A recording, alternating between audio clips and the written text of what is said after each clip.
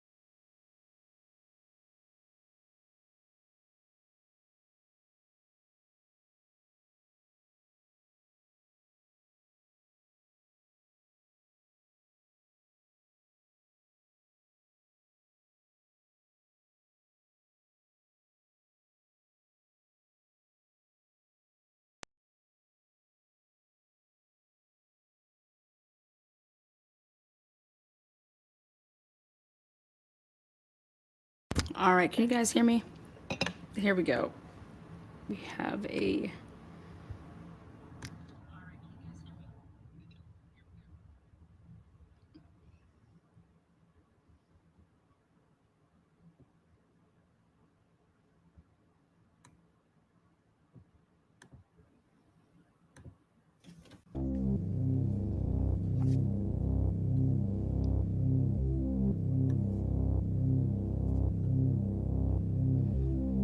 Moscow, Idaho, the Moose Lodge, November 12, 2022. This is just after 8 p.m.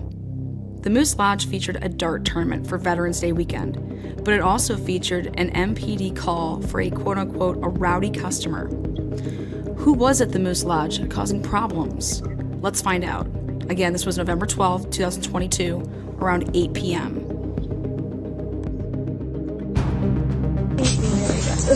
So here's the thing though, and being that you guys are new members, that is something that your sponsors have failed you in at the moment.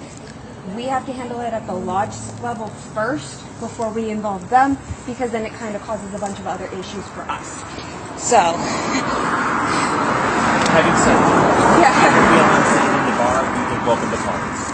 The only downside was she wasn't actually there, it was over the phone, and that's where, I understand that, but you get people who feel uncomfortable and don't feel comfortable approaching the bar for whatever reason. It's not just limited to the Moose Lodge. But if a member feels unsafe, they're always welcome to call us, and we can resolve this later amongst the lodge, amongst your members, obviously. Yes. Okay? But if somebody feels unsafe, you should never discourage them from contacting us. Okay. Never discourage them from Oh, contacting us. no, I totally understand That's that. what you just did, though. You said to handle it amongst the lodge first. That's what I heard. Did I mishear that? Did I mishear that? Did I mishear that? Sir, give me one moment, please. Okay. Sorry, I'm still 6 weeks postpartum, so I've had a very stressful day that I don't want to... Congratulations. Thank you. I was like, I'm not an excuse. I just don't want to accidentally get aggressive with you in an unfair manner. Have you dealt with the Moscow Police Department before? Yes, sir. Did we ever get overbearing or over-involved? No, Okay. and that's... Based on that experience, please get us involved at the inception of these things because we want to make sure people stay safe. Okay. And there's nothing that says this member, whoever he is, and I'm not asking who it is, couldn't go out and cause a different problem in a different bar. I would like to know that he was ejected from the Moose Lodge. Okay. So that if I deal with him later at Mingles or at John's Alley, I have a pattern of behavior. I can make more quick decisions on what to do with that person. You understand that? Yes, I completely do. I will apologize because I don't want them to be discouraged either. I do know that part of our laws, especially because it was more of an act of decorum with our lodge, Totally is get that it. that's where I do, and so I will Totally get apologize to that. you. Okay. Because that is not my 'Cause intent. It comes off as like you guys don't want to have problems come outside the lodge, make the lodge look bad. Oh, no. I get that. Oh, yeah, no, that I've been is a not former it. Moose patron myself. I know how it works. Okay. Okay. I appreciate that, and Okay. I apologize for how I misspoke. Okay.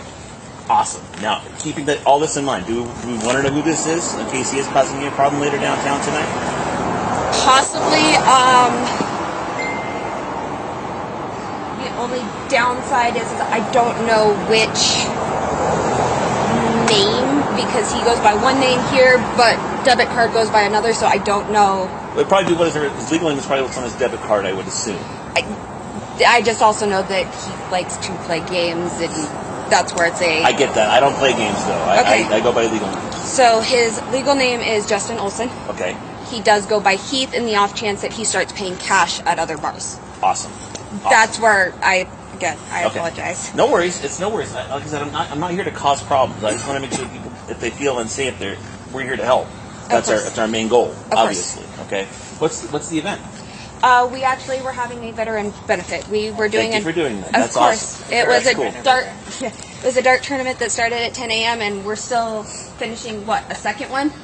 Oh my. Yeah. Oh my. It was a big event. Looks like it. Yeah. That's I've been cool. here since like 6:45. So It's been a long day. Okay. Well, we're here to help. You know, if he comes back, we're happy to help in whatever course. shape, manner we can. Of course. I'm glad no one's hurt.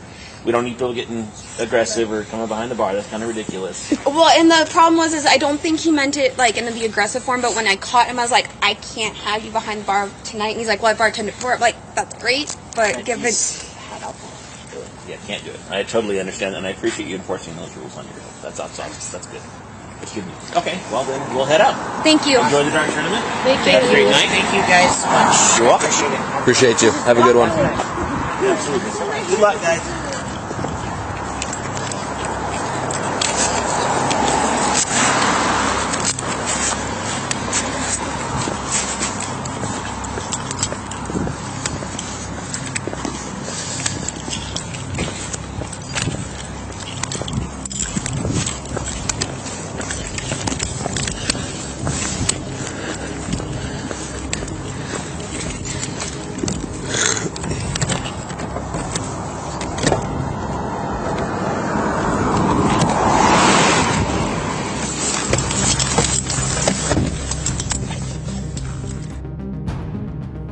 I asked myself who the mystery man at the Moose was, because he enjoys playing games with other people. Goes by two names. What's up with all this? It sounds like you're using cash and your name is this, but then when you use your debit card, your name is this. What's up? Again, I really didn't think it was important until I thought about this guy that goes by the name of Justin or Heath, possibly going to the Corner Club that night, the same place that Maddie and Kaylee were headed to that night. After the search, I figured out that Justin's middle name is Heath, so his name's Justin Heath. And according to his Facebook page, he accepted a new job at WSU in 2020, and he mentioned in a public post that he had served time in Idaho prison. But the most interesting post by this Justin Heath dude was a post that differed from all the other posts, which was on December 1st of 2022. Justin Heath moved around a lot. A lot. As I read stuff about him, something immediately caught my attention, and that was his connection and association to White Avenue, specifically the 2300 block of White Avenue.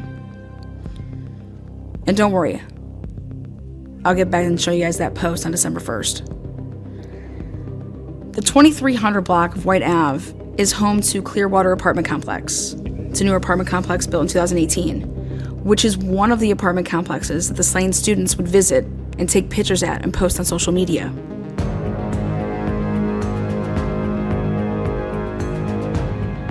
As I continued to dig and sort out information, I remember that White Ave was also notorious for always popping up on the MPD call logs.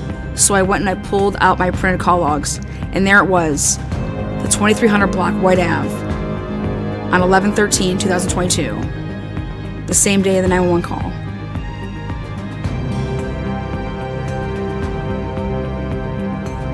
And there it was, 11/13 at 5:01 p.m., the wellness check that was called into Moscow Police Department for a female that the reporting party hadn't heard from in 2 days, and they gave the location as the 2300 block of White Ave to put that wellness check in. That wouldn't be all for the 11/13/2022 call logs that featured White Ave. 29 minutes after the wellness check, 5:29 p.m., 11/13/2022, Moscow Police Department gets a phone call from the 2000 block of White Ave with the reporting party asking for assistance locating dog that was dropped off at shelter. Who made that call at 5:30 p.m. into the MPD from the 2000 block of White Ave just minutes after a wellness check was performed? Who knew that Murphy was taken to a shelter versus calling to find out about the dog's whereabouts? Who would seriously know those details to call the police and ask that specific of a question? Individually, the calls into the MPD don't mean anything, but you put them on a timeline with what happened that day, and it is very telling. So much so that I wanted to know everything about the residents on White Ave, specifically the 2000 to 2400 block. Let me ask you something. If you were a friend or relative of someone that you couldn't get a hold of after hearing a crazy story about them being shot and dead, wouldn't you be calling around to everyone you knew, or wherever you thought this person would be, and asking the police to perform wellness checks to see if that person could possibly be places that you knew of them to be hanging out at? Because you couldn't get the answers that you wanted? I know I would. Oh, and P.S., the 2300 block of White Ave features not only Justin Heath, but also one of the 3 first responding officers at 1122 King Road on 11/13/2022.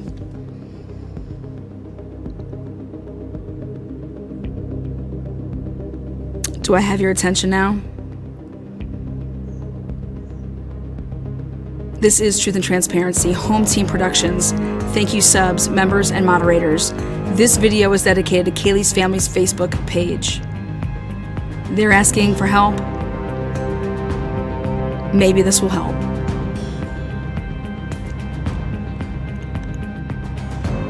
Please share this video to see to it that all 4 University of Idaho victims get true justice by holding everyone involved accountable.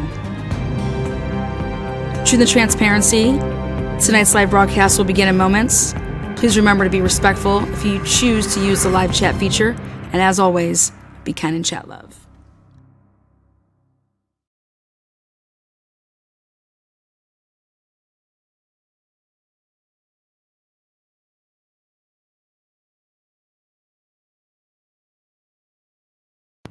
All right, again, guys, welcome to Truth and Transparency. Thank you guys for being here.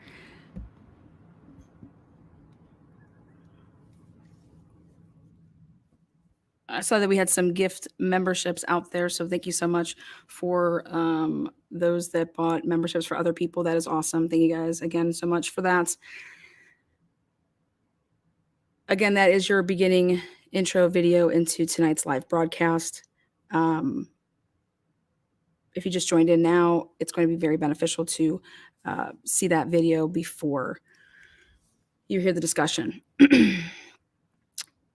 So pretty much in a nutshell, what I'm going to show you or start at was you heard at the beginning of this saying, you know, hey, we like to handle things here at the lodge like you come to us. Like this was a new person that was clearly made this phone call.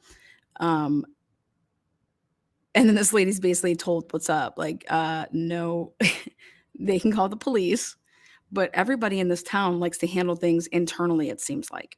Congratulations. Thank you. I was like, I'm you in at the moment. We have But it also featured an MPD call for a quote-unquote a rowdy customer. Who was at the Moose Lodge causing problems? Let's find out.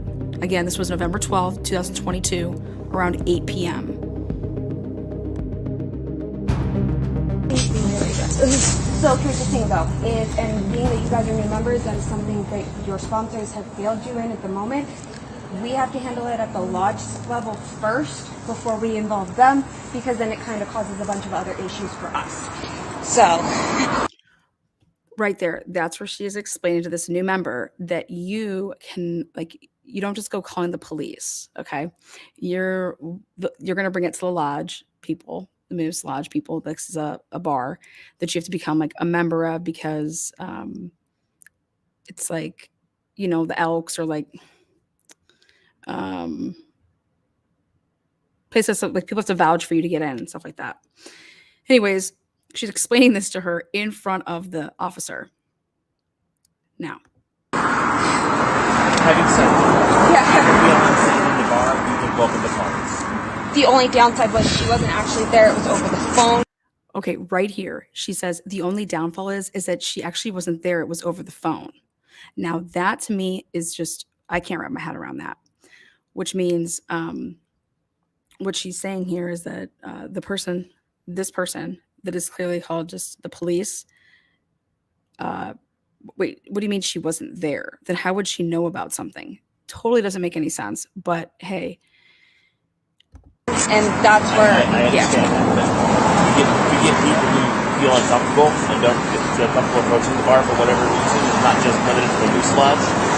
But if a member feels unsafe, they're always welcome to call us, and we can resolve this later amongst the lodge, amongst your members, obviously. Yes. Okay? But if somebody feels unsafe, you should never discourage them from contacting us. Okay. Never discourage them from Oh, contacting us. no, I totally understand That's that. what you just did, though. You said to handle it amongst the lodge first. That's what I heard. Did I mishear that? Did I mishear that? Did I mishear that? Sir, give me one moment, please. Okay. Sorry, I'm still 6 weeks postpartum, so I've had a very stressful day that I... Okay, perfect. So pausing right there. Basically, we get to the point of this whole thing was when I was doing my initial investigation into all of this stuff. This stuck out because it was a call that came in on the same day, 11/12. Okay, and it was basically like people were getting rowdy. Somebody had gotten rowdy. There was it involved multiple people in the report. The way that it came across was the person's girlfriend with the boyfriend with the yada, yada, yada. And it just looked off. Okay. So the only reason that I ever did a request to get this was because of Kaylee and Maddie going out and basically what people thought was possibly bar hopping, and wanted to see what this caused. Maybe did this happen, causing people then to go to another location, corner club, for example, or just what's all this entail? And until you actually look into something, then you don't know if you can, okay, that's just nothing, or it's something. And what I thought would be nothing, okay, I paid attention to then this girl talking about that there's a guy that goes by possibly two different identities. It depends on if he's paying cash or if he's going to use his debit card. But that also got me thinking that this is a person that could, to you, call himself Bob, and then to me, call himself John. Okay. So, with that said, that's the part that we get to here, and where it's like, okay, that's interesting. And then the officer makes a great point to her saying, listen, I would like to know if somebody got thrown out of here, because later on when I go and if I'm out somewhere and somebody makes a problem, oh, wait, what's your name? Oh my gosh, you just got tossed out of, the Moose an hour ago. Also, what caught my attention is that this woman had said that they were running a veterans weekend, doing a dart tournament, which ended up being 2 dart tournaments. Okay. And so they were having an event for Veterans Day, for Veterans Weekend. The schools, remember, both schools, both universities, WSU as well as Idaho, did not have school that Friday, 11/11. There was no school. Okay, that they were observing Veterans Day. It's on their calendars. Neither one of those schools had school. Okay. And then here, this is 11/12, which is that Saturday. Both schools had a home football game.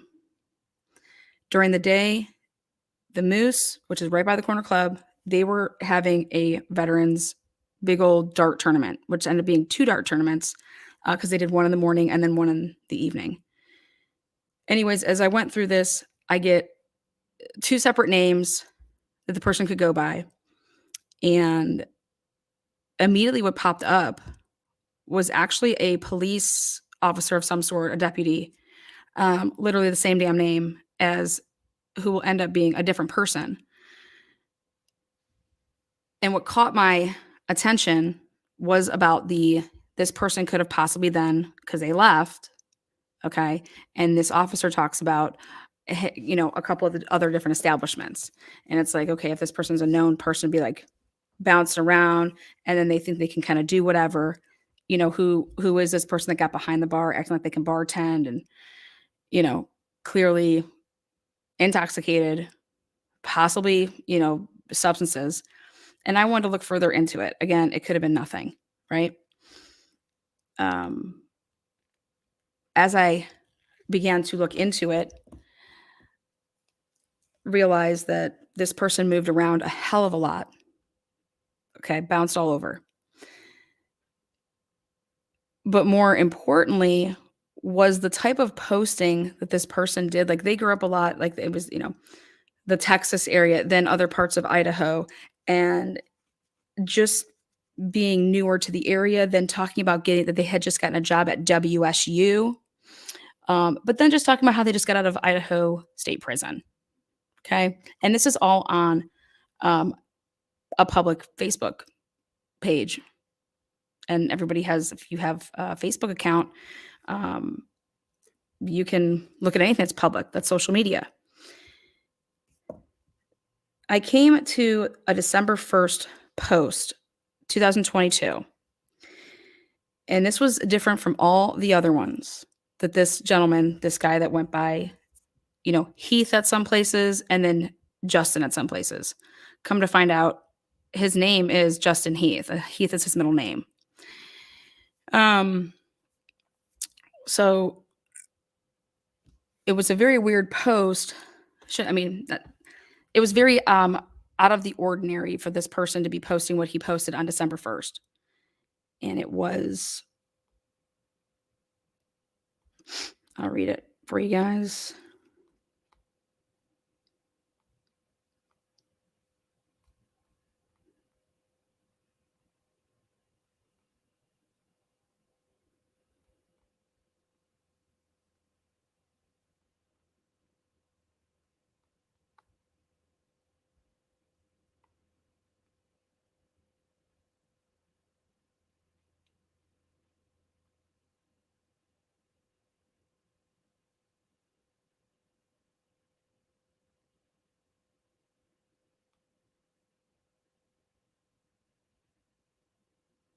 Give me a second here. I'm pulling it up.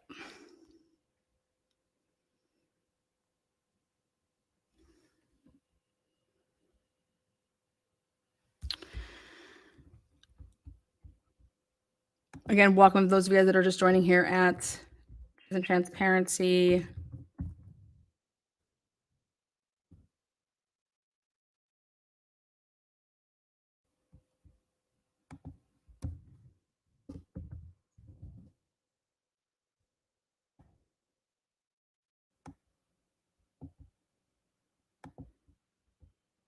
Okay.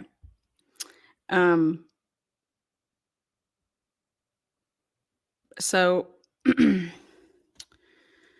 the post reads on December 1st. There is a lot of hate in the world today. Lots of political discontent, anger, and on the personal level, people dealing with shame and regret. I live in Moscow, Idaho, where the heinous, senseless murders of 4 beautiful young people took place near the University of Idaho, and I am in awe of how strong love is today. Last night was the vigil for these bright young people, and to see the whole state of Idaho come together to grieve, to mourn, to celebrate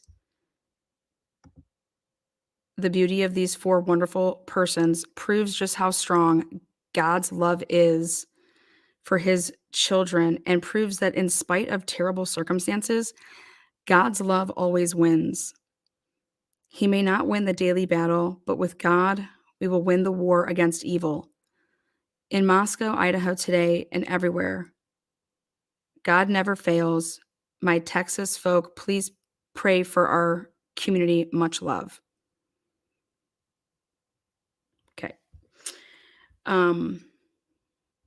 Again, December 1st, 2022. The post before that was October 2nd. A post before that was August 18th. And then of saying things like, how does Melvin Gordon have a job? August 18th, August 1st, Watson should never be allowed to play another game in the NFL. July 24th, I no longer support college athletics. June 3rd, 2022, Top Gun was good. Still not as good as the first. November of 2020. Started a new job at Washington State University. September 11th, 2020, a picture update. September 11th, 2020, another picture update, because it was like the back of the your cover photo and then your profile photo. The post before that, so September 11th, 2020, July 7th, 2019. July 7th, 2019.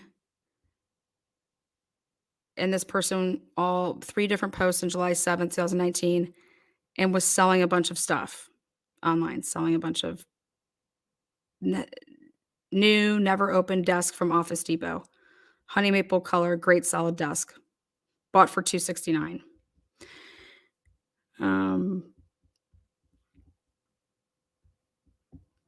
Then, let's see.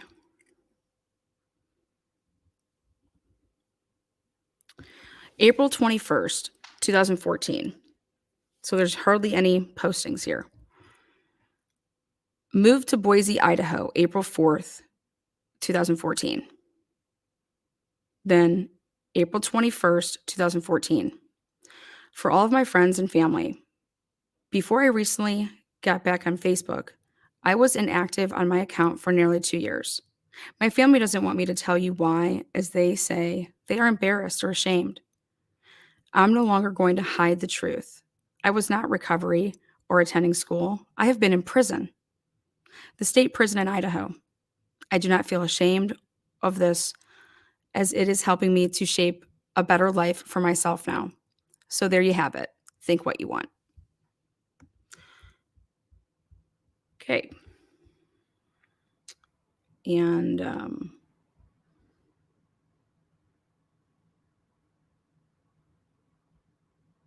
And again, that date was April 21st, 2014.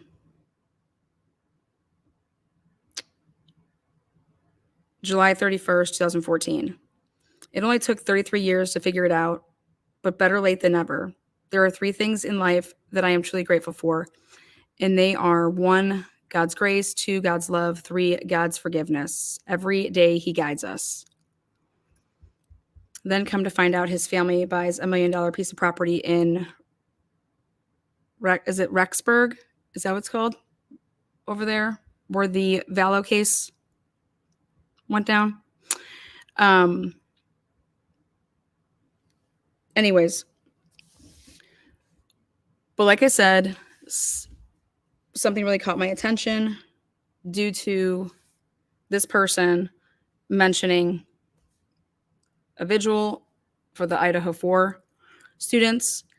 And again, like the video has stated, there was pictures and stuff. It looked like very familiar pictures. Come to find out, it was the same apartment complex as what would have it be as White Ave, the Clearwater apartment complex. So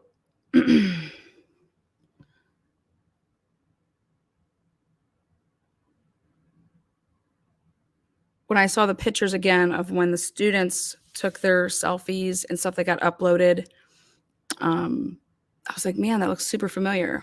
It looks super familiar. Well, this stuff, it was the same apartment complex. And because like I said, everything that this person had posted it was nothing to do about, anything.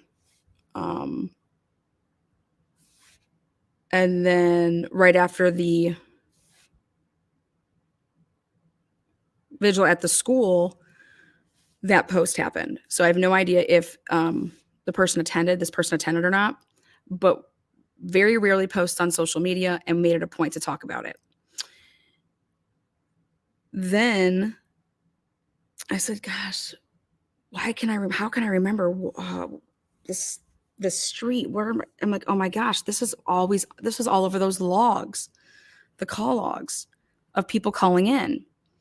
That damn street of what do you call it? White Ave. White Ave is all over this MPD call logs. Like it's everywhere. And so I'm like, okay, well, let me pull those back out. And lo and behold, the day that the 911 call happened, right here,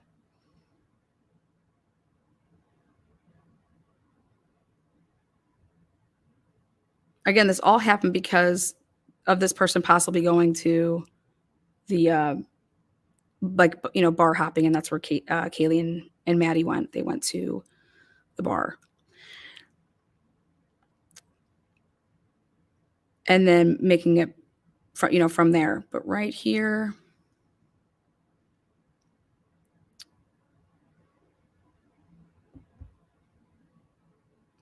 and take pictures at and post on social media.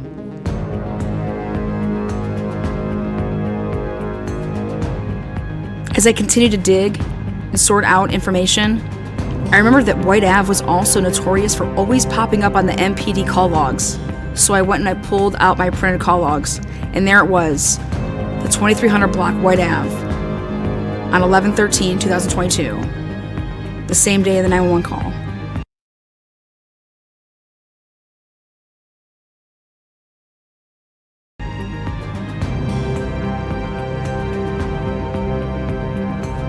And there it was.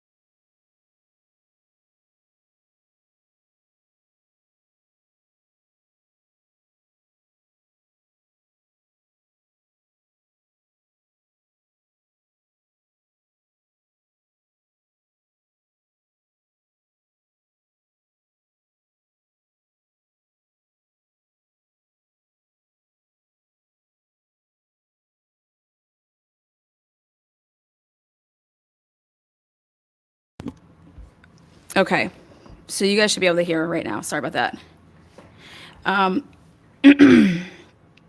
So what I ended up doing is the whole time that I've been doing all of this, I've been creating a timeline of all the different events that have happened and where I've heard things from.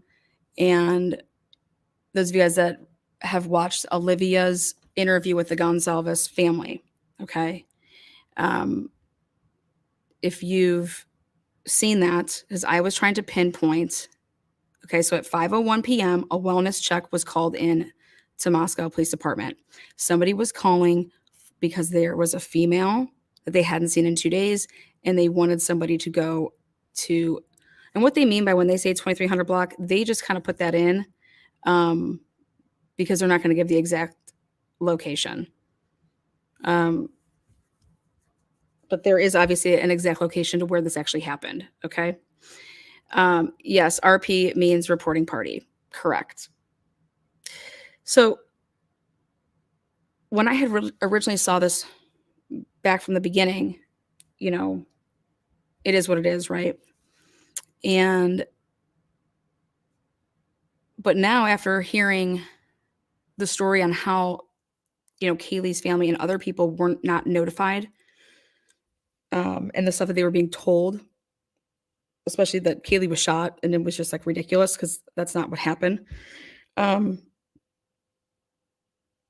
But then I turn to the next one, and it was one that you cannot ignore because it was the exact verbiage that the police department has used with us when you look at the press releases. Okay. So somebody called and wanted a wellness check done at the 2300 block of White Ave.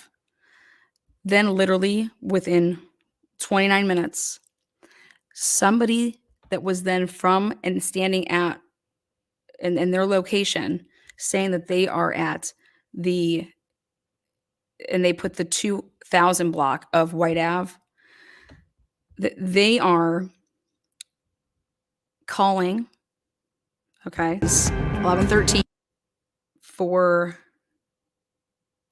of White Ave with the reporting party asking for assistance locating the dog that was dropped off at the shelter. Okay. Now, at the time, I was like, that's really weird because that's the same language they were putting in the MPD press releases. Dog unharmed, nothing on the dog. The dog was taken to the shelter, released to a responsible party and stuff like that.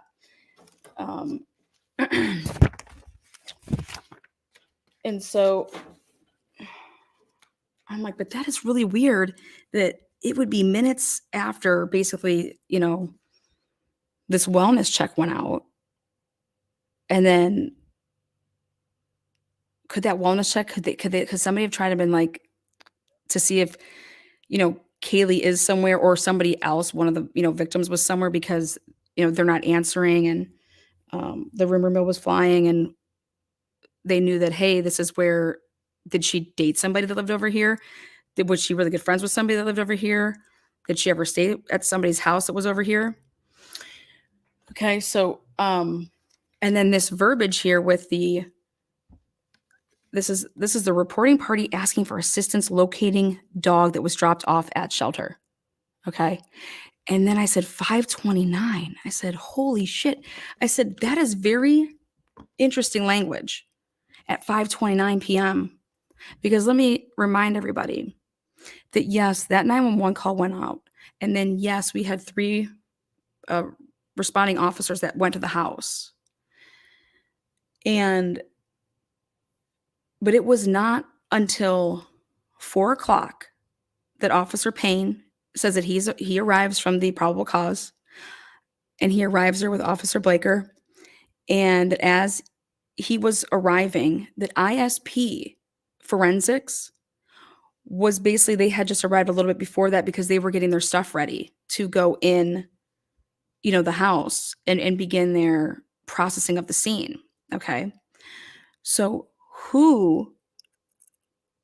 and then remember also he says that in his, probable cause that he didn't get to physically see Murphy. Okay. He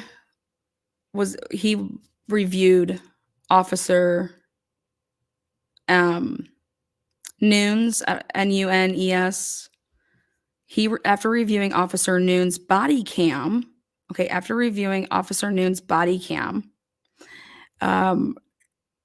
the then he fills in like that's where the dog was located. Okay.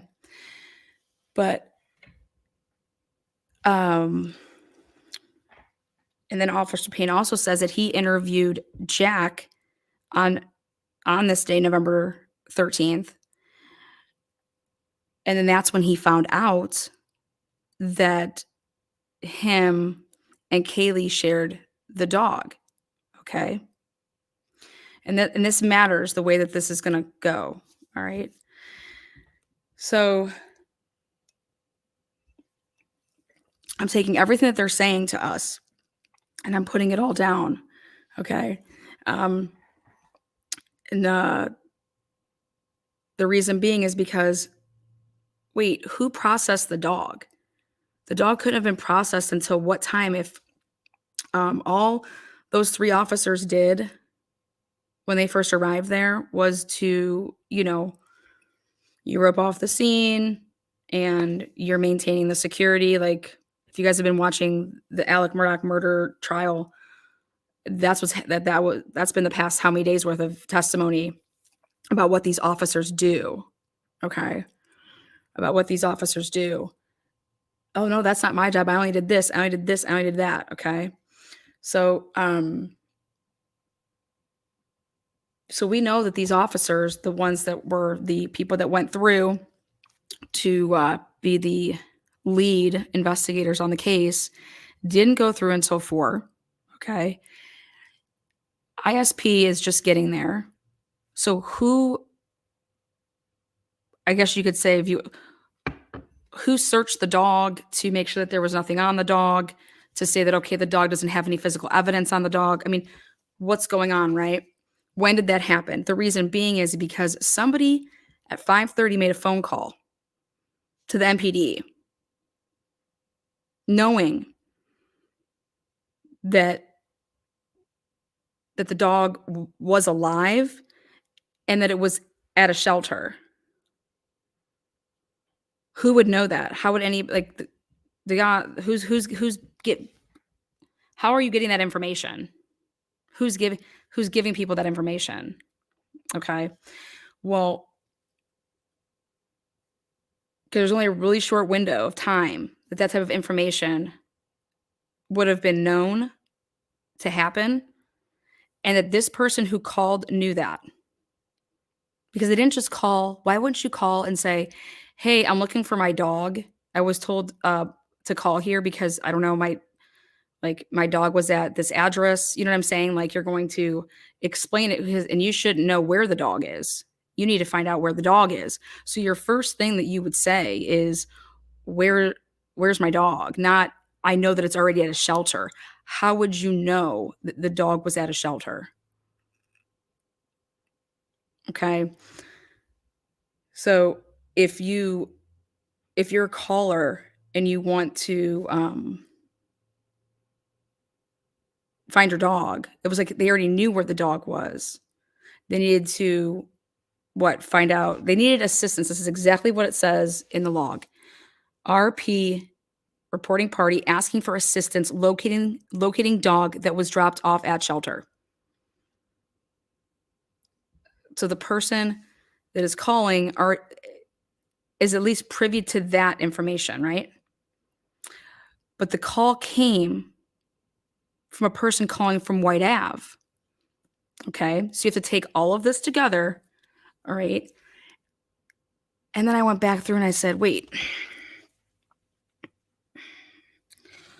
who the hell lives at White Ave that's calling about the dog, and how would they know all of this? What the F is going on around here?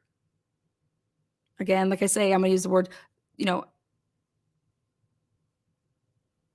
the totality. Okay.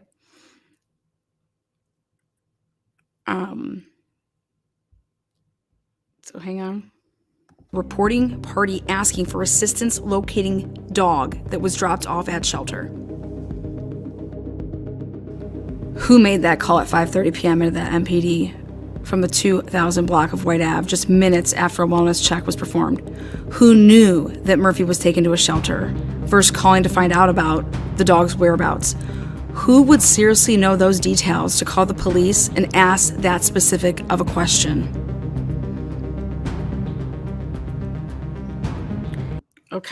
Okay.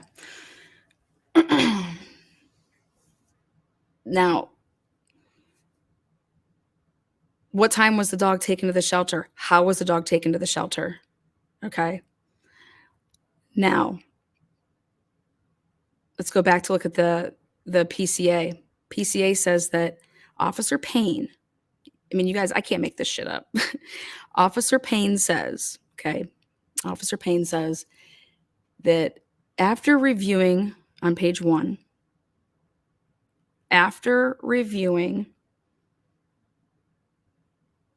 he makes no mention about the dog, other than the fact that to say that there was a dog and that he had to review an officer's body cam footage to then see where the dog was located. Okay? To see where the dog was located upon arrival of the police. Okay?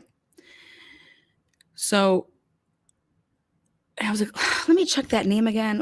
What officer is that did that? Officer, what is it? Oh, there it is. Noons. Oh, Mitch Noons. Okay, his name's Mitch Noons. Okay. Noons or Noonans or Mitchy boy. So Officer Payne found this out and then he proceeds to even say that it wasn't until after he interviewed Jack. Well, what time was Jack's interview? Because I don't believe that it was Officer Payne that told Jack a damn thing about the dog, because in the PCA, it's Officer Payne saying that Jack told Officer Payne that they share that dog. Okay? So you got to read it very carefully, look at it all, yada, yada, yada. Now here comes the fuck yeah, Lana. You ain't no dummy. I said, okay, so this is all happening really quickly, in my opinion, only because you guys realize that the coroner at 5:30, the coroner was just Mabbott was just getting her rump into that house. She didn't go in until 5 or 5:30. Okay, so she hasn't even been in there. Okay, but yet here's somebody from White Ave,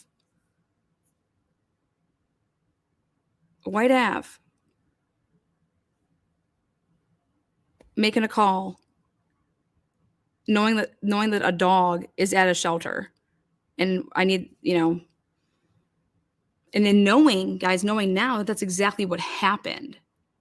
Okay.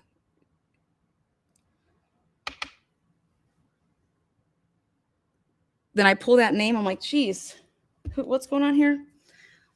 Let's continue on what I say here at the name, or at the last part here, which is, okay, so the wellness check goes to White Ave. Then somebody turns right around and calls about the dog from White Ave at the same, area of White Ave. Individually, the calls into the MPD don't mean anything, but you put them on a timeline with what happened that day, and it is very telling. So much so that I wanted to know everything about the residents on White Ave, specifically the 2000 to 2400 block. Let me ask you something. If you were a friend or relative of someone that you couldn't get a hold of after hearing a crazy story about them being shot and dead, wouldn't you be calling around to everyone you knew, or wherever you thought this person would be, and asking the police to perform wellness checks to see if that person could possibly be places that you knew of them to be hanging out at? Because you couldn't get the answers that you wanted?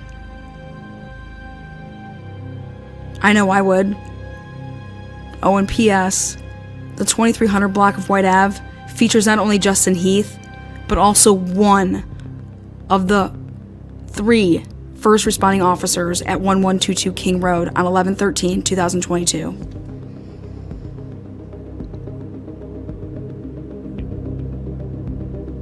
Do I have your attention now? This is Truth and Transparency, Home Team Productions. Thank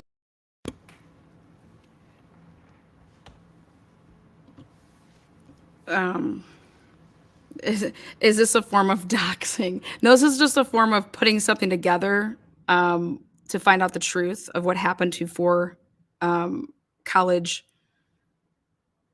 students that were brutally murdered. So, you know how many Justin Heaths there are out there? Go and do your homework, and you'll see that there's actually a lot.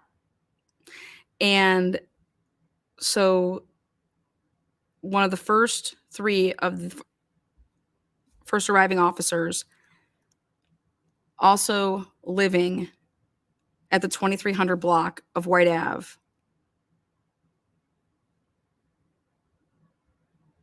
That's not speculation. I'm not speculating on where one of the three first responding officers lives. It's out there.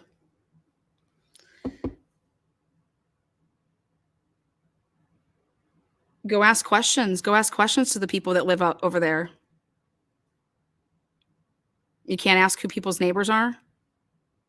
If you know who your neighbor is and someone tells, oh yeah, that's so-and-so's neighbor. No, this is called the Truth and the Transparency channel. And now one of those three officers that was the first responding officers living right there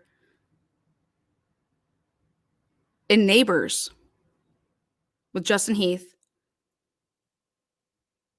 where the wellness check call happened, and then where the dog being called, that's, all right there. And it would be none other than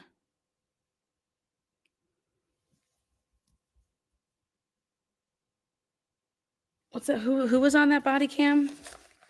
Whose body cam caught the dog? That's where my money goes. So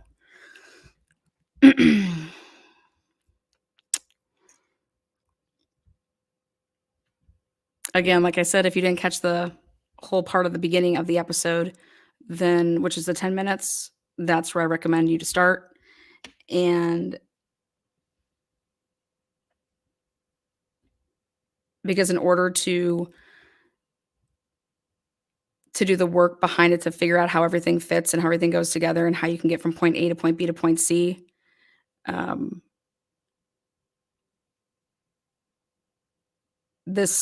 the past 30 some hours of my research went to all of this. So I don't expect anybody to get it in the 50 minutes of me explaining it.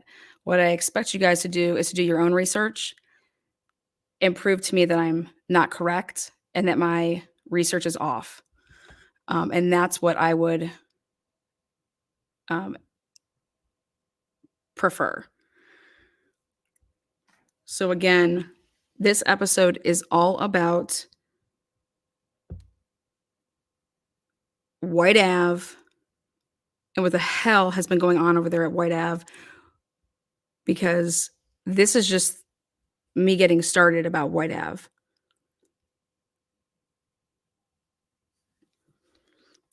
Again, you have to look at, like I said, from the beginning of my video, I said that, or rather here, right here at the end of the video, that one of the first three responding officers lives on this same block. And if you guys know how apartments work, when they talk about the 2300 block, okay?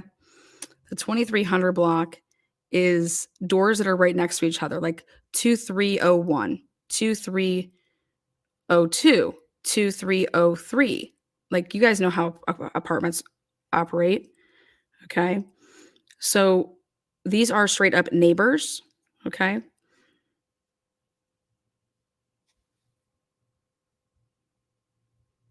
And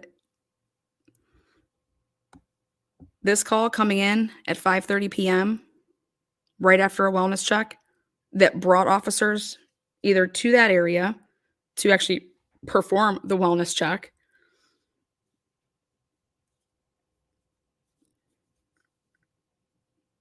But right after that, a phone call comes out from the same location asking about the dog. And not just about the dog in a way of just like, where is this dog? Wanting to know, they already know that it's at a shelter. How would they know that the dog is at a shelter? Who told them that the dog, Murphy, was at a shelter?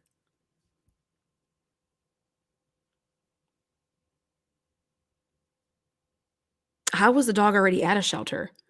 ISP gets there at 4 p.m., gets their stuff on to start processing. The coroner hasn't even been in 5 or 5:30, but yet we have a call. We have a caller already knowing that the dog is at a shelter.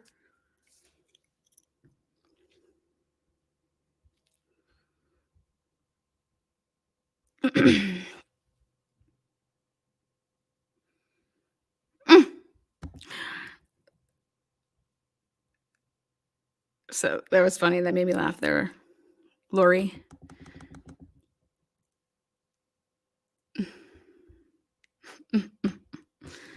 Uh, um, so again,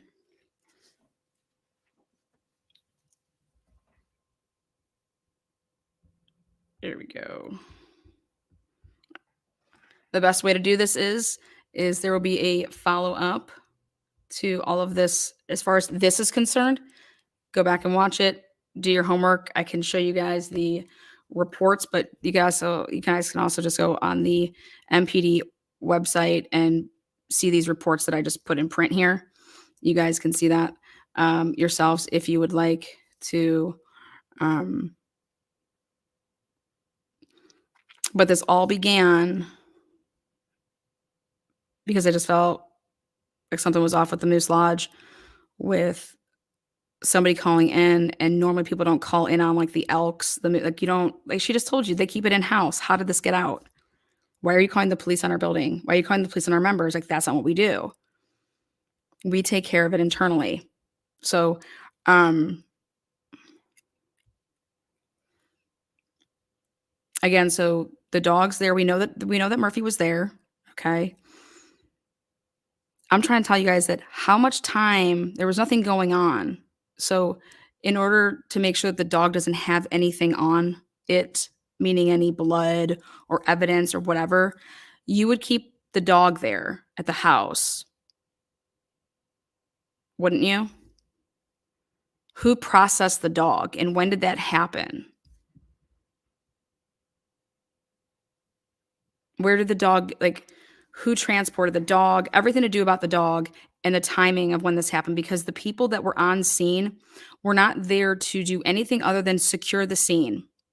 Those first 3 responding officers were there to secure the scene, meaning we rope it off, okay? We create that perimeter and nobody's entering and exiting, okay?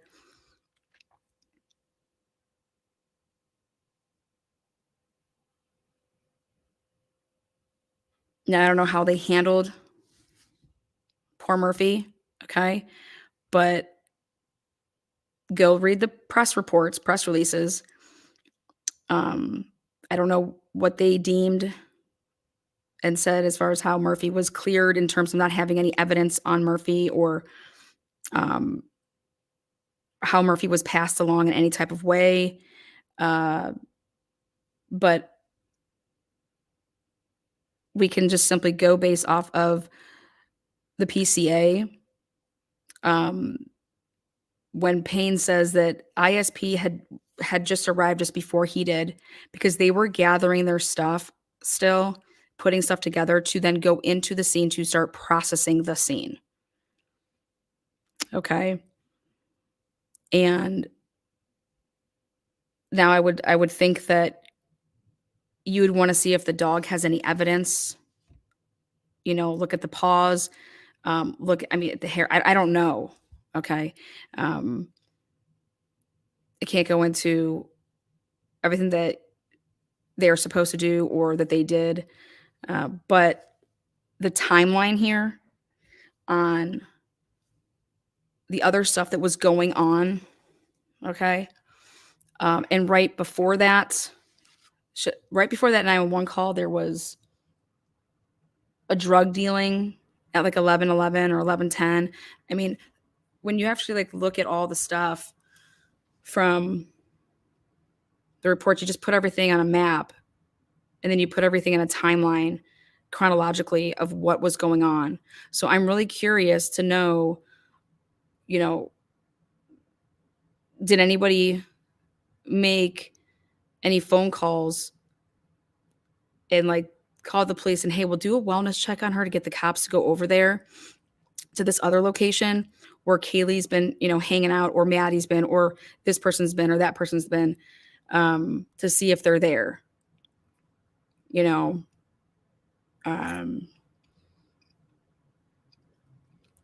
Because I can tell you, like, that's what I'd be doing. That was my sister. I couldn't get in touch with my sister, and somebody told me that she was shot at a house party because someone came in and shot up the place. Like, what? But so again, welcome to Truth and Transparency. A couple other things have come out today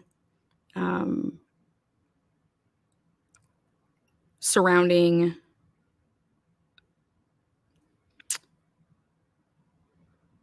the Brian's attorney and the stuff with Xana's mom. And I think there's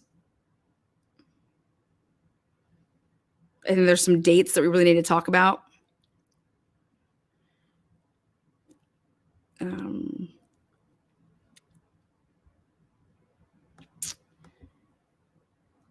When it comes to Susanna's mom being released, why she was released, the date. Did you guys take a look? Have you guys seen any of this stuff? No, he did. Does Justin Heath drive a white truck? I know the owner of the white truck that was following the girls. I passed that along to the family. So I won't be putting that out here, but the person that owns that white truck, the owners I passed that along to the family as far as that goes. Let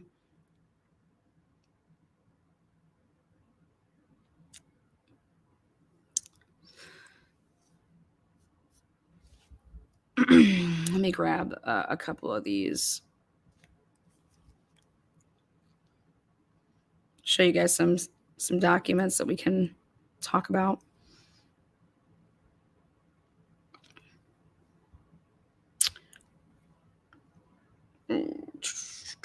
Again, welcome. Thank you guys. Thank you, mods. Thank you, members. Thank you, subscribers, for being here.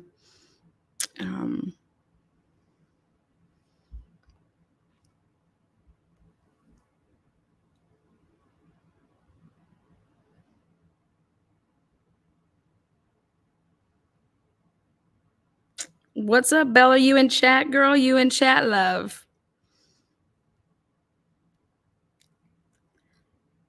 You in chat, love? Hold on, I'm just uploading these documents.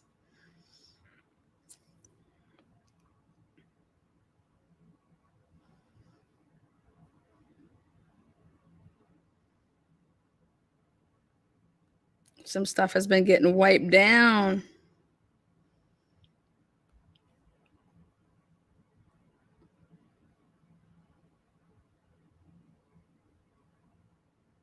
Okay. Thank you there. Thank you. Appreciate that.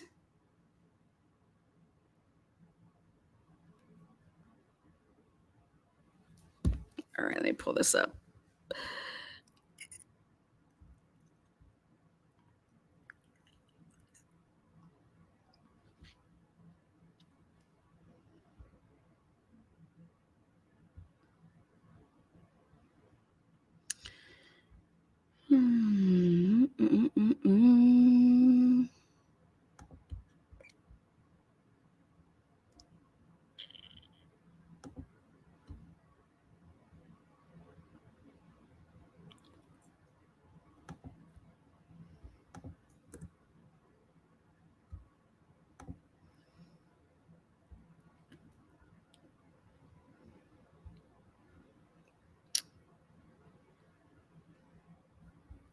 All right, let me share this.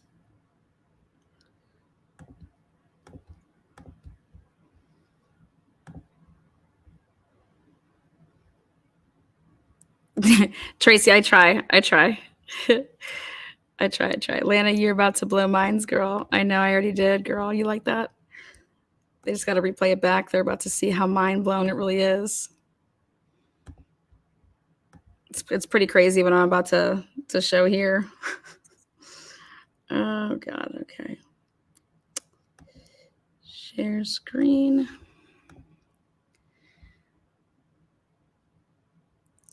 Tracy, I'm dying here. I'm trying for you there, Trace. Okay. So when failure to comply with conditions set by the court may result in the issuance of a bench warrant. You must appear at all your court dates. That's X'd. You have regular contact, his or her attorney. Commit no criminal law violations. Okay.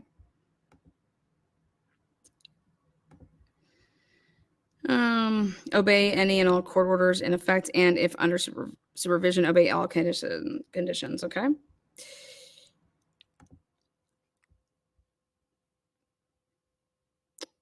All right.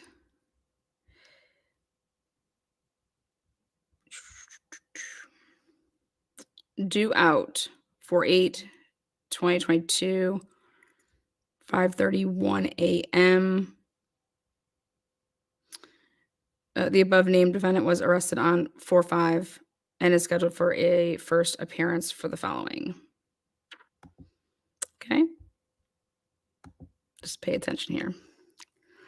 All right. Now, this is the case number 22100080232. Count 1, fugitive. File date 4/5/2022. 4/5/4/5. See all those dates? 4/5/4/5/4/5. Okay. 4/8. Sheriff's return on warrant of arrest. Ex parte action with order. Court signs.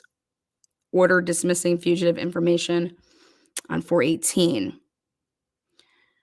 4/19. Case resolution waiver of extradition. 4/19. Order of dismissal of total charges. 4/19/2022. But hold up. Make sure you see that right there. This is from Sleuthie Goosey put this up. So want to just, this can break it down as before I go into this other part. On 8/9/2017, order appointing public defender, the whole office, because they just put it, the county. 8/14/2017, then somebody was then assigned. Okay. Now you see all these names here: Jason Lambert, Jason Lambert, Jason, Jason. Okay. And right here, Jason, Jason.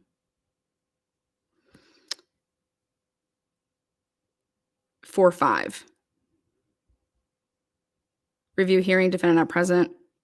Ms. Huddleston on her behalf.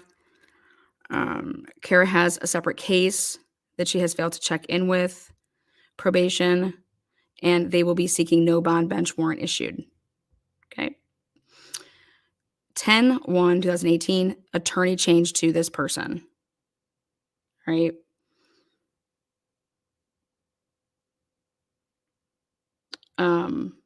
That's 10/1/2018. Then nothing until 8/13/2021. Initial arraignment, drug trafficking. Controlled substance. Defendant present with counsel Travis John Hartshorn. Judge appoints and orders Richard M. Cuddy to represent defendant. 11/23/2021, attorney change again. Okay. 12/9/2021, 257, status conference, defendant not present. Okay. So you guys get the picture here with there's been all these different attorneys, and some just can be assigned. You can actually never talk to them, and it gets reassigned, things like that. But something that I thought was interesting, so I wanted to dig deeper. That's what I do. I was interested in this whole stuff that started happening in May. Okay. Um,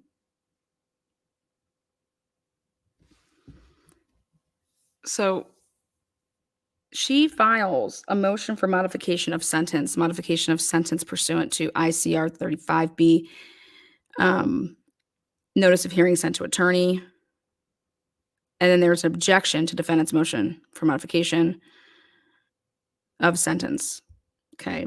5/23. Then the judge makes an order, and the judge ordered that they were denying the defendant's motion for modification of sentence. Okay. So whatever they were asking for in the modification, it was denied. Then June 6, 2022. Then there is an order releasing defendant from custody on 8/12/2022. 8/12/2022.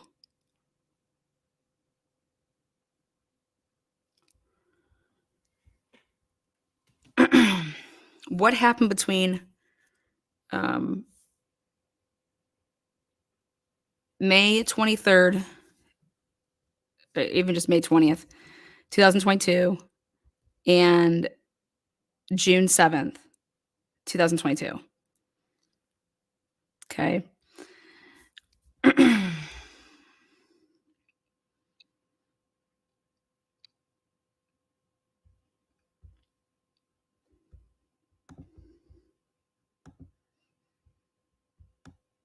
This was the stuff about the fugitive stuff because of the Washington stuff.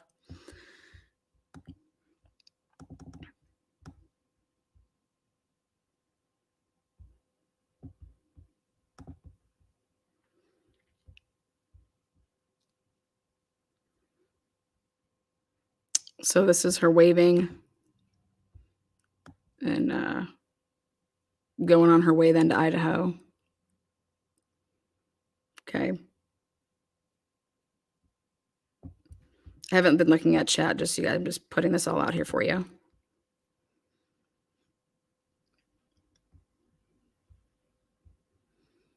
Okay, take a look. Notice the defendant. Your attorney is required to advise the court if you do not maintain regular contact with your attorney. If you do not maintain regular contact with your attorney, the court may issue a bench warrant for your to be apprehended and put into jail, you know.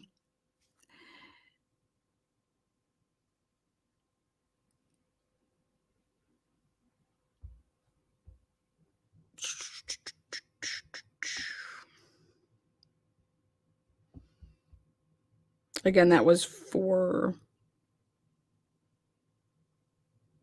8. Spokane.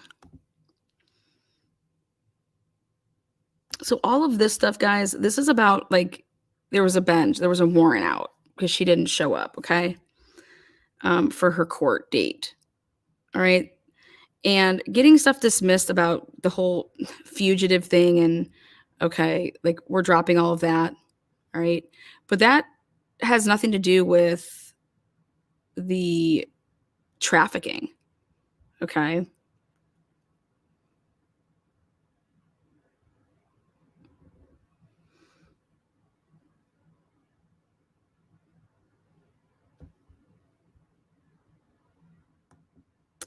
So what happened,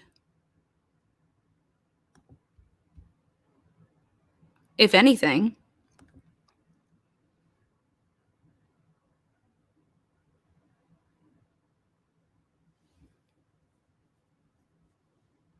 to the trafficking felonies.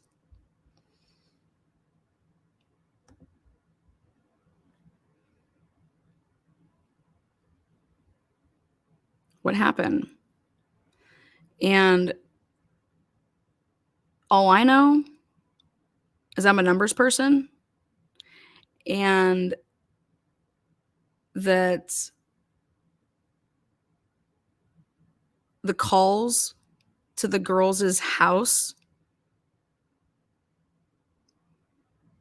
all that stuff happened beginning 8/16. And I was actually able to dig up more information on those calls.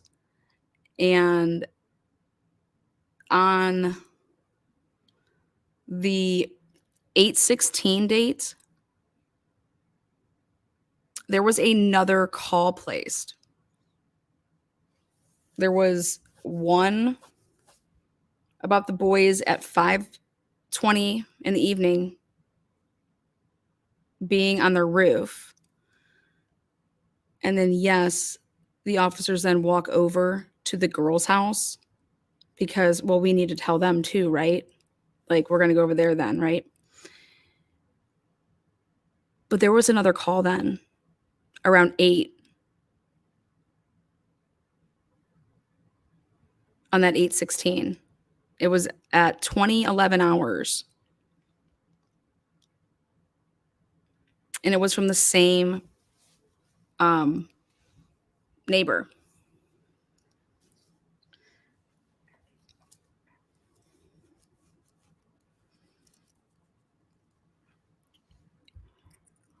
Sorry, I'm able to pull back this. Now I'm back here and chat with you guys so I can see some stuff.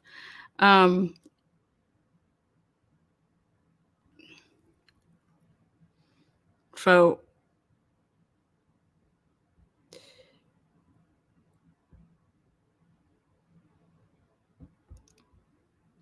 if anybody knows anything about how the criminal justice system works,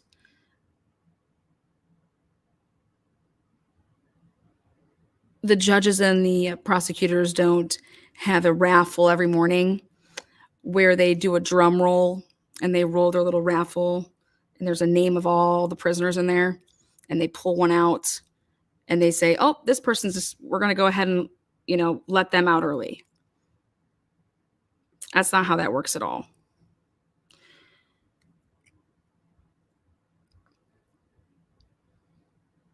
Our criminal justice system, in my humble opinion, you give me something, I give you something. But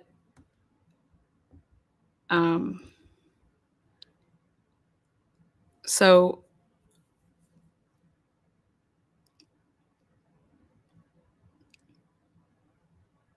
I don't know what happened, but all I do know is that they don't have a raffle to pick somebody out of a hat to say, you get, to leave early. Because the other thing that doesn't make sense to me is this like modification in the sentencing and stuff like that. It was denied only to then, when the order came out that, okay, 8/12/2022.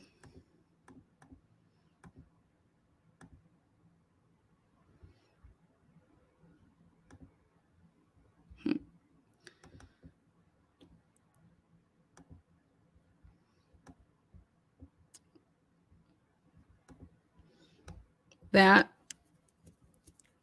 5/23/2022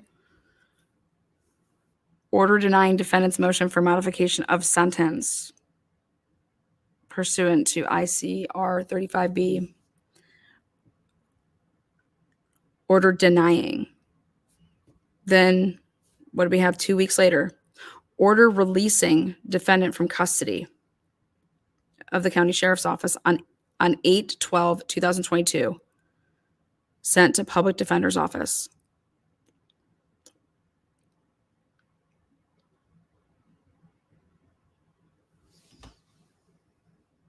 Debbie Witt gifted 5 memberships. Oh, thank you so much. You guys see, I don't get to see this on this side. Thank you. That's awesome.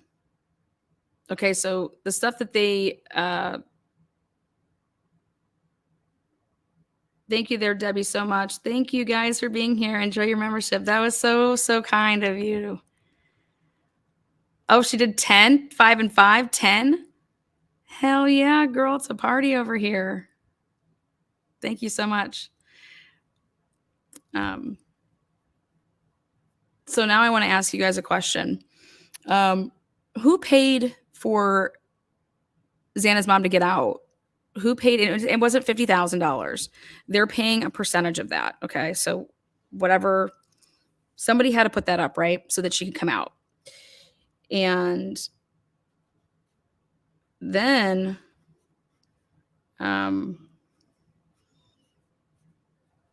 somebody then snatches up a exclusive interview right after it happens. Yeah, that's what I thought it was going to be about like 5,000. So somebody snatches up an interview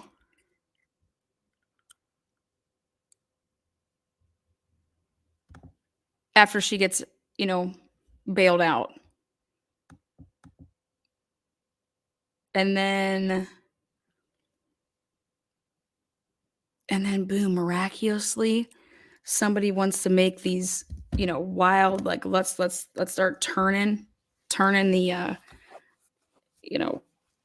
somebody ready for this, guys? Who out there doesn't want Ann Taylor on this case? Who doesn't want Ann Taylor on this case? So what are we gonna do? Let's turn it up. Let's see if we can totally manipulate the shit out of the public and get the heat going. And oh God, Ann Taylor's represented all these people, all the family members, all this, all that. Look at the names. You guys see that? You guys see? You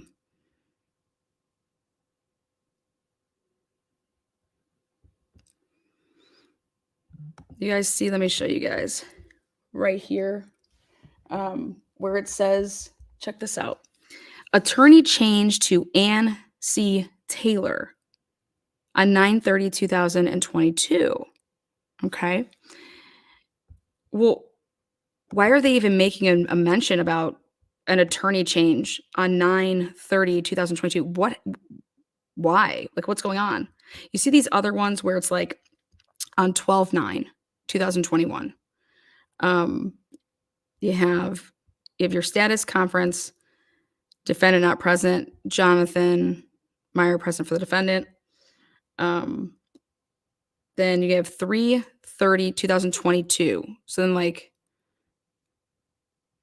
out of the blue here just pops up, oh, attorney change to this. Okay. It's because it's a new case, right? Like, that's if you actually go through and you pay attention to what's up. So like 405/2018, she has somebody, okay? And then 10/01/2018, attorney change to this because there's like a new case. All right. So I went through and I saw, like, that's how, without it physically being here, that's what I noticed. Okay. So here we look down and ready? So order releasing defendant from custody on 8/12/2022.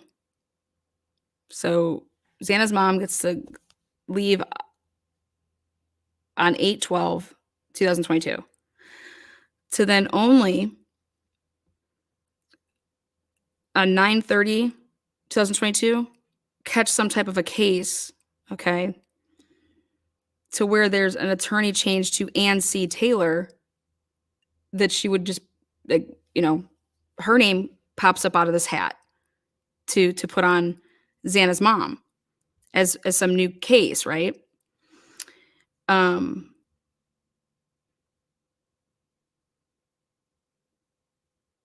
So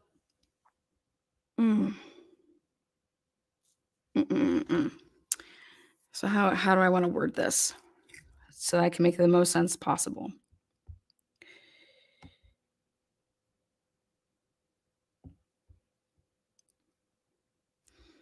So they put the order in denying her motion to modify the sentence. Okay. I can't imagine you're denying something that literally would have been just like, you know, I mean, what was she asking for? To be released right then and there? To only then come back saying 2 weeks later, okay, I have a new order and it's releasing you on 8/12. So you're going to serve however many more days until it's 8/12. To then somewhere that you catch a case, okay, and your attorney then is now assigned, and it's Ann C. Taylor, okay, to then literally within weeks, um, your daughter is one of the 4 people that are brutally murdered in that home.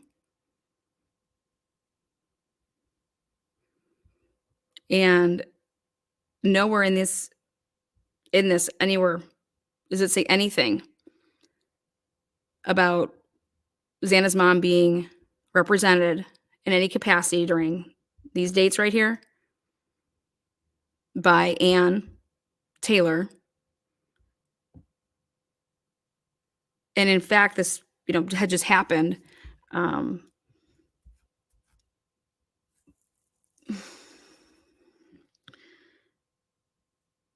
So I have to ask the question,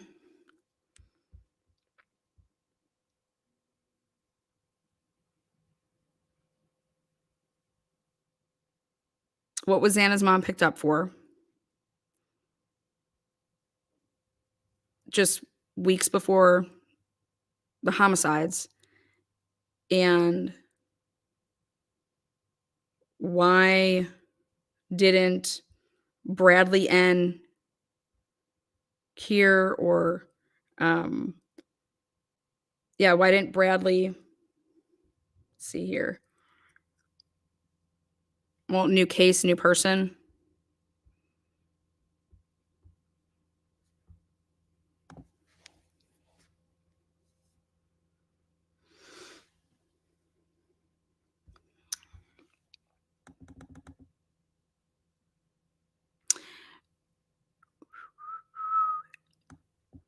The only power of attorney that I see, have you guys seen it?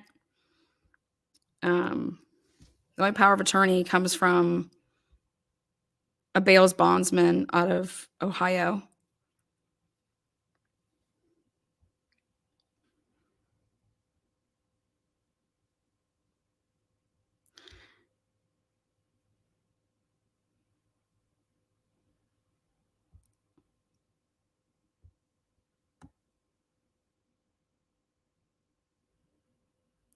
So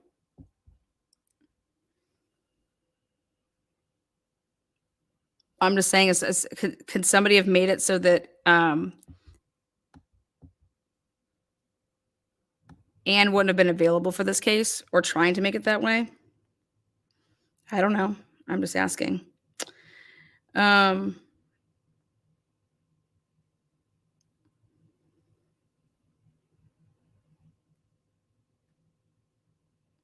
like I said, the only power of attorney out there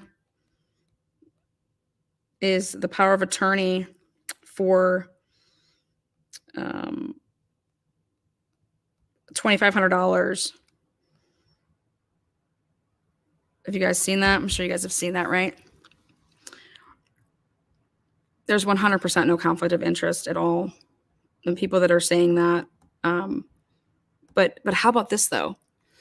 How does News Nation allow Xana's mom to come on and talk about things that if they would have done their due diligence, they would have known can't possibly be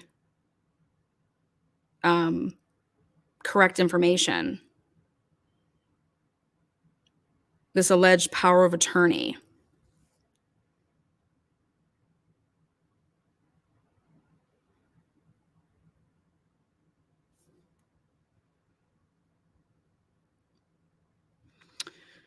And it's like,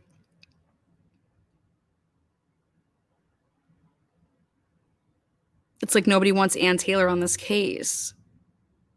And I think that people need to think about that. People need to think about why wouldn't people want Ann Taylor on this case?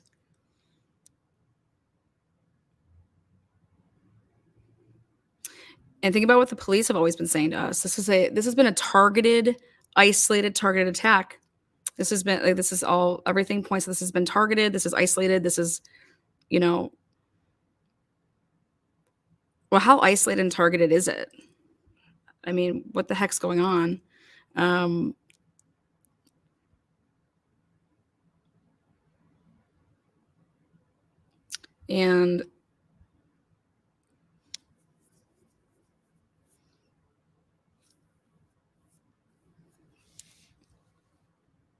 and so mainstream media was helping to push a false narrative in order to ruin uh, a defendant from having a certain lawyer. Because where is any of this stuff that's true that she was saying? Now, if Anne represented her back before 2017, why are all those classified and sealed? Where are those? Where is any of this? Because we all know that there's a record. Where is this record, and who were her attorneys? And but I'm sorry, you watched that News Nation interview, and you would think that Ann Taylor's been the one to represent her for the past however long, and that she trusted her, she had faith in her, she had all these things, believed in her, couldn't believe that she chose to do what she did, and she's very, hurt, devastated, all of this, yada, yada, yada. Okay? You guys, this is what my channel is built on. My channel is built on when you have the right person and you have it through evidence and you have this person because they're the ones that did it. Okay. You don't need to do any funny business, and you should never be involved in that.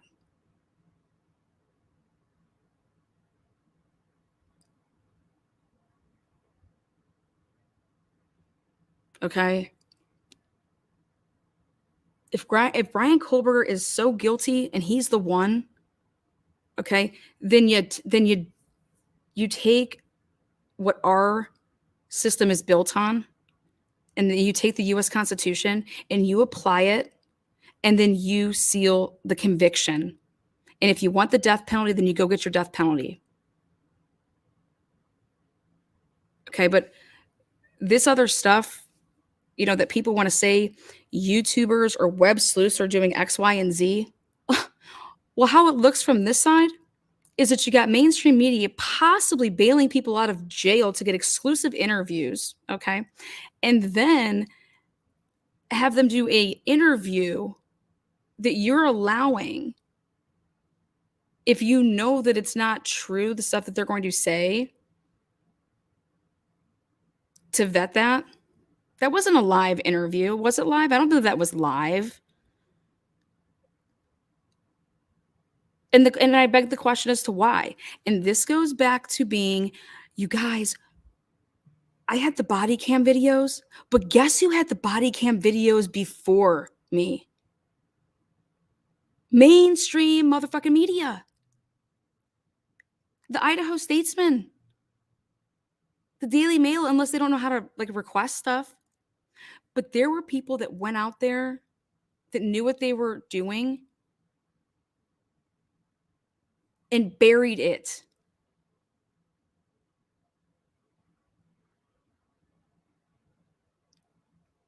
Buried it. And I'm going to tell you how they buried it. Everything has a price tag.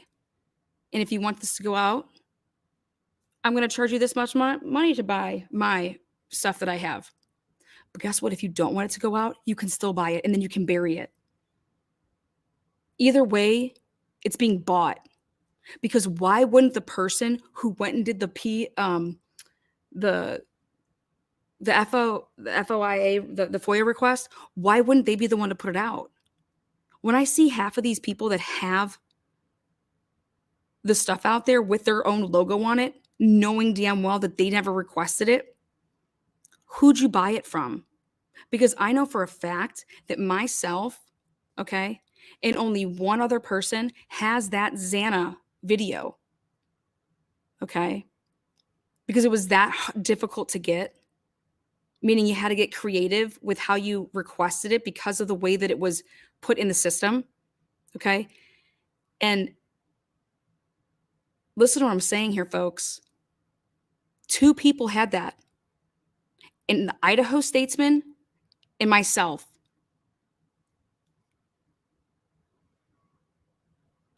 The Idaho Statesman had it for almost a month and buried it.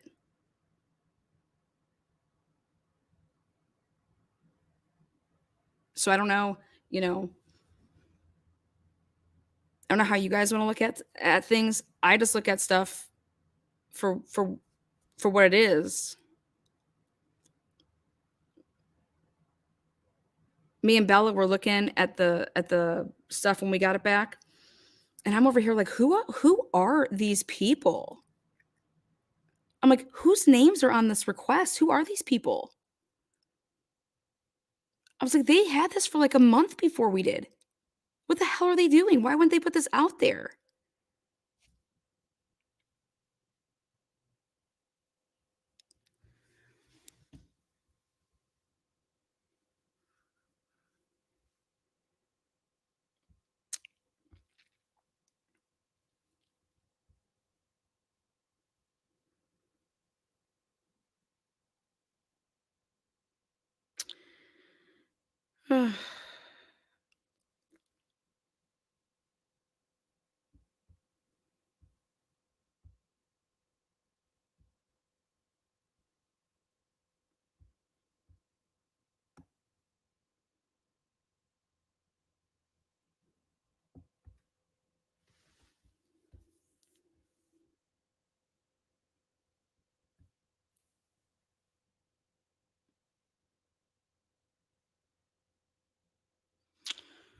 So again, think about this. If Truth and Transparency would have never put out any of the body cams, any of those body cams, right? They wouldn't be out there. You guys know that? They wouldn't be out there. Because the people already had them and they didn't put them out there. Think about that. Think about that. If you are the media and what you do for a living is the media and that's how you make your money, so you putting that out and bringing this, the subscribers or the viewership to your channel, your show, okay? I have the piece of paper that shows the dates that anything that was requested before we did. It's right there in black and white. And they had it for over a month. And that wasn't coming out. But how could you possibly make a living? Think about it, guys. If you're just going to go out and get all the information only to bury it, then you're not even putting it out in your publication. So how are you making any money? Think about it. How do you make money? The whole point of having a publication is because you publish stuff. So, oh wait, I know how else I could make money. Well, what if I was to sell it to somebody that doesn't want it published? Ah, oh, there you go. That's your flip side to it. So, and if you think about it, I've said it since day one. Who runs Moscow, Idaho? The police don't run that town. The university runs that town. Without the university, there is no Moscow, Idaho. I stayed up for like 5 hours one night reading everything I could on Idaho, and I had no damn idea how damn drugs is all over Idaho. And their trafficking laws and their laws in general about drugs, it's nuts. you can easily get a trafficking, like, you need to read their drug laws. What would be considered trafficking, what you think is trafficking, isn't what you think is trafficking when you look at Idaho. Um, and I can't even believe that I'm going to say this, but I now have to research the damn Christ Church, and that's the last thing I want to do. But I know that statement right there, everyone's going to be like, "Yeah, Lana, we've been saying this for," because now I'm just curious. I'm just curious. But I never, you don't realize, but Idaho's state, there are 3 counties that are in the intensive program, which means they are heavily funded through the government to be given grants to fix this drug problem there.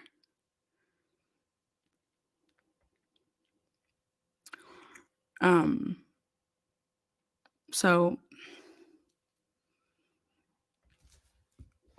yeah.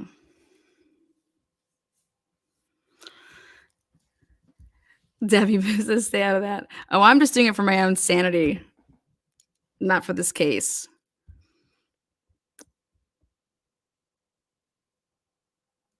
I want to do it so that I can watch a little bit of the Daybell case, the trial that's coming up.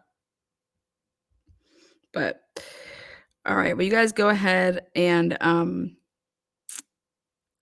that's going to complete this episode for this evening. But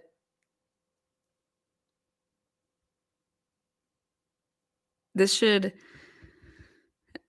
a lot of information here in this episode, so please break it on down and ask any questions and stuff like that. But thank you guys for being here. Like I said, a lot of information in this. I will do a follow-up, digest the information. I'll have a follow-up, and I'll even break it down more for Stacy. I think it's Stacy. She's like, can you please just do it like I'm a 3rd grader? I will. I'll do my best. Thank you there.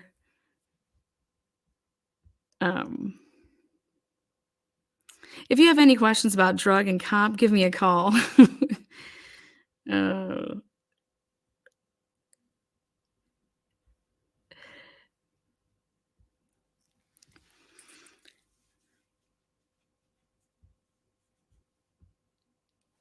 You guys are welcome. Oh, sorry that you're late too. Yes, thank you to all the new members. Oh, hi, Floydie. How are you? Love you. All these fundings.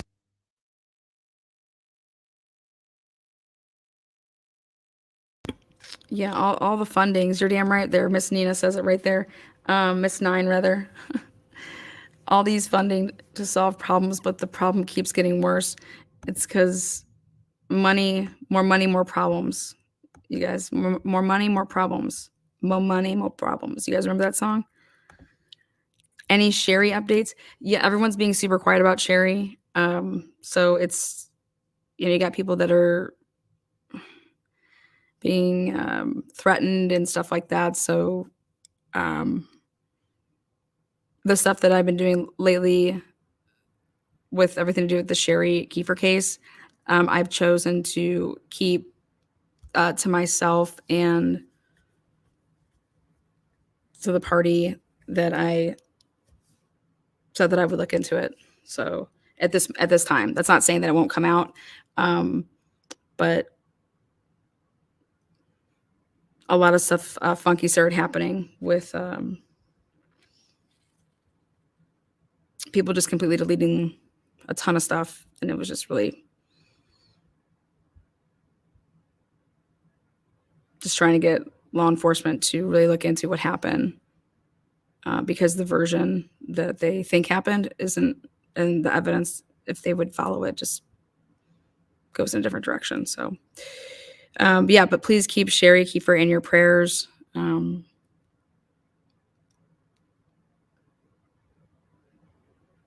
I think what's really sad to me about that is that even if you thought that that's what your mom or your wife went and did, I'd be demanding that the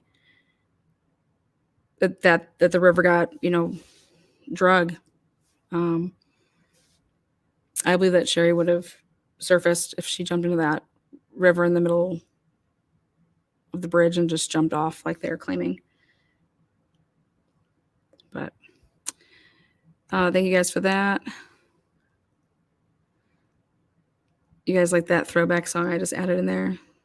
The more money we come across, the more problems we got. Yeah. Yes, Mick, that's absolutely true. And not only is Ann Taylor one of the only lawyers in that part of Idaho, to be able to take on this case, she's also, I mean, she's also very good at her job, and so it's no secret that why you wouldn't want to go up against Ann Taylor when you can go up against somebody else.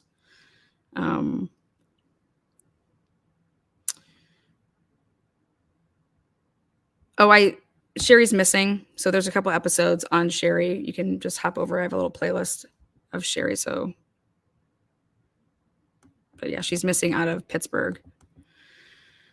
And then, oh wait, really quick, I forgot to mention something about the follow-up, what the defense wrote back in the response.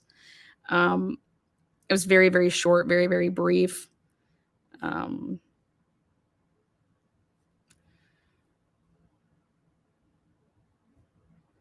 So the three answers that she gave: number one, there are no books, no docs, no photos in the defense's possession at this time that they plan on using at trial, basically.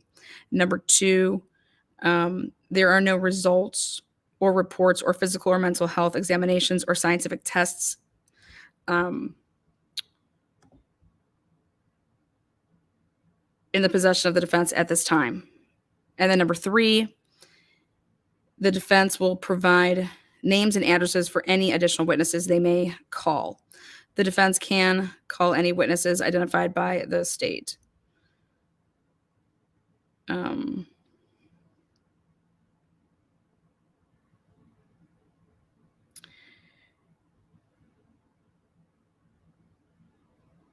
Basically, she's saying that the defense has no additional info in terms of documents, photos, reports, etc., that the prosecution doesn't have. She's going to use their stuff in her defense against them.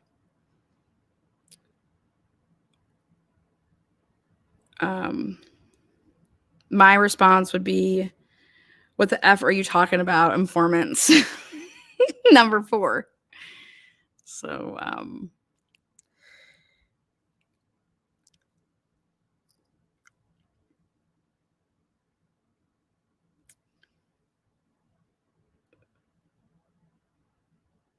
yeah, again, that came out January 30th, 2023. And that was the response to request for discovery. That's the defendant's response to request for discovery. So I can put that up if you guys hadn't seen that. I'll post it in the community section of my channel as well, that response. Oh, Anna, can you tell us how you know the girls were followed by the white truck, please? Thanks. I'm saying if the girls were followed by the white truck. If the girls were followed by the white truck, as people have been saying, all I did was, Daniel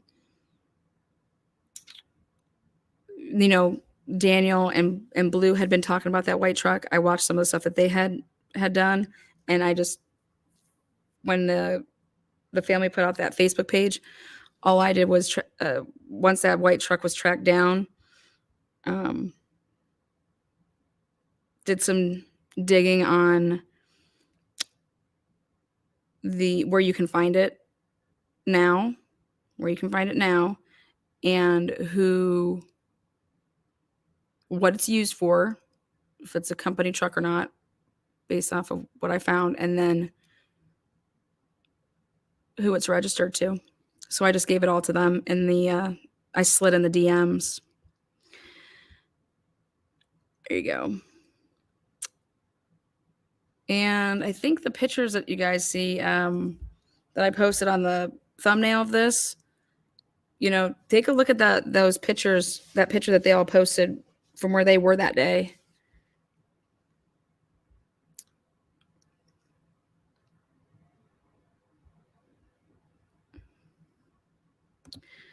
Oh, thank you. You have a great, great night too there, Miss Lily C.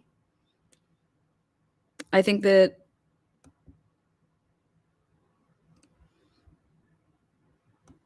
Ann Taylor should take a look at my timelines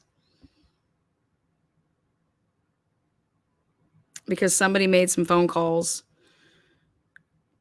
And I would want to know who's all over there at White Ave. You guys wait till you see. I've been working actually with Jay for Justice on a lot of the stuff. We're going to be doing an episode with all these calls and where they're generating from and what it's about.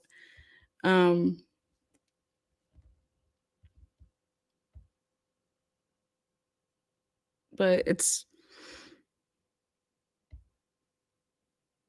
that university is everything to that area. And you're very prideful of your university. We know when you go to university and you graduate from there and you're part of it, like you don't want things making it look bad. But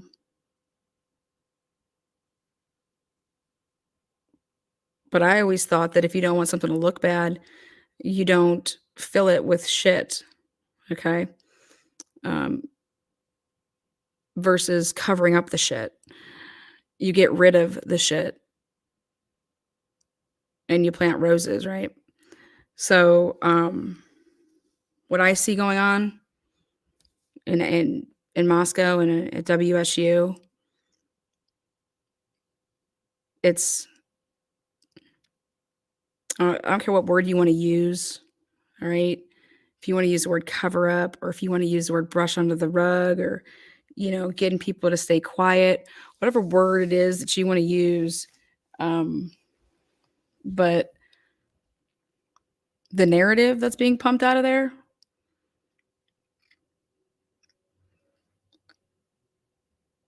you look at those logs and you have common sense and you do a little bit of your own homework, you're going to see exactly what's going on with that campus.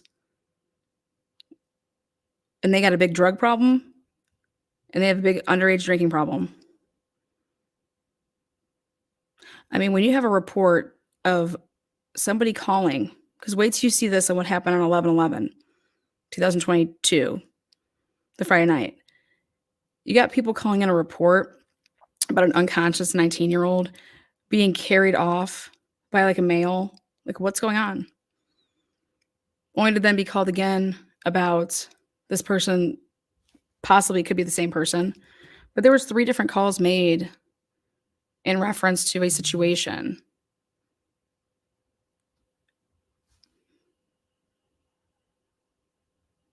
So yeah, we'll talk about it. There's just a lot. There's a lot. But go ahead, rewind this, check it all out. The first 10 minutes is the video, and then I do the best job that I can breaking it down on how this video got me to really zone in on White Ave in Moscow, Idaho. And everybody should be looking at White Ave.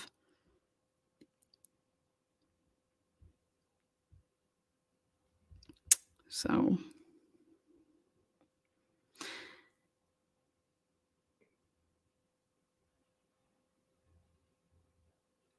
all right, guys, take care and make sure you guys make yourself known. Thumbs up the video, thumbs down the video. If you liked it, obviously go up. If you didn't, go down. Either way, you have a voice, you have a thumb, use it, okay?